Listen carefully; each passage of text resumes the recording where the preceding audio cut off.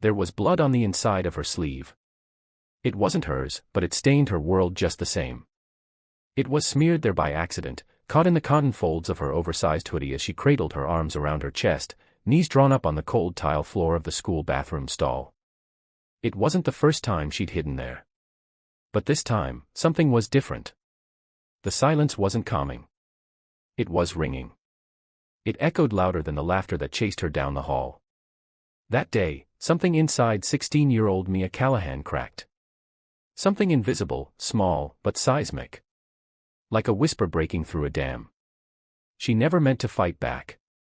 But when survival stands on the other side of silence, even the quietest heart will roar. That single, defiant knee sent a bully crashing to the ground, and shattered more than just bones. It shattered the myth that silence meant weakness. Before we go further, if you believe in kindness, second chances, and the power of standing up for yourself and others, please like this video, comment below, and subscribe to the channel. Let's lift each other with stories that matter. To understand what that moment cost, and what it gave, you have to go back.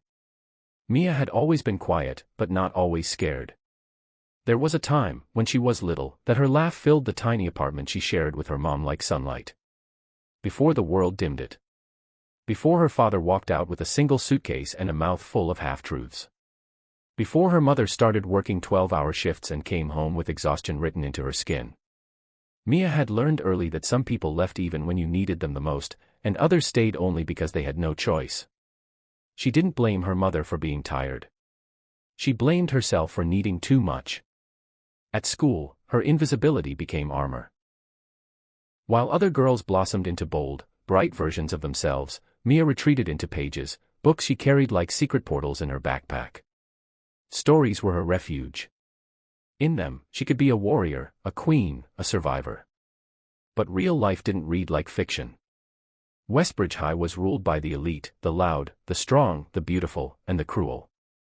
At the top stood Brett Cullen, the star quarterback. Tall, smug, with the kind of smirk that said the world owed him its applause. He wasn't just popular, he was untouchable.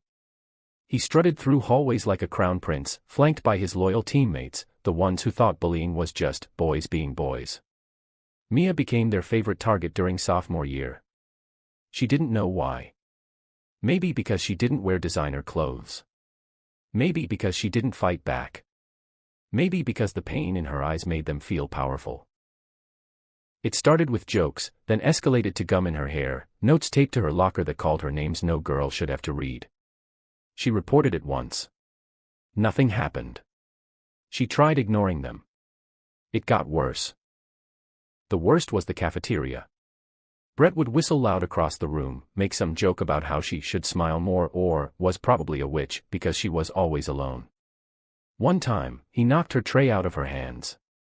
It splattered across her shoes, and the room erupted with laughter. She bent to clean it up, cheeks burning, and heard someone whisper, "She's so pathetic."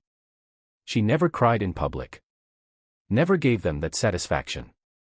But at home, in the small, creaking bathroom under yellow light, she let it all fall. Her mother noticed the change, but didn't know what to do. "You're strong," she'd say, brushing hair from Mia's forehead. "Stronger than you think." Mia wanted to believe that. But how do you believe in strength when every day chips away at you? Then came the day everything changed. It was a Tuesday. Rain poured in sheets outside the school windows. Mia had forgotten her umbrella, so her hoodie was soaked. Her shoes squelched when she walked, and her bag dripped onto the classroom floor.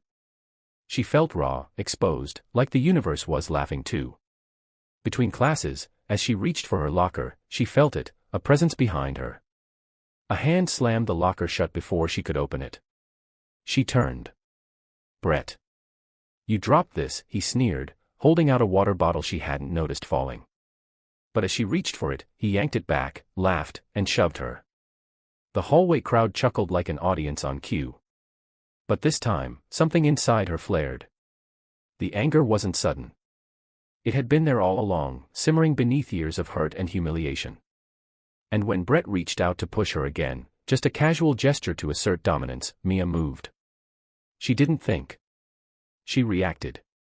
Her knee shot upward, fast, sharp, and fueled by every broken moment before this one. It landed squarely in Brett's gut, just below the ribs. He gasped, his breath stolen by shock and pain, and collapsed to the floor with a strangled groan. Gasps echoed around her.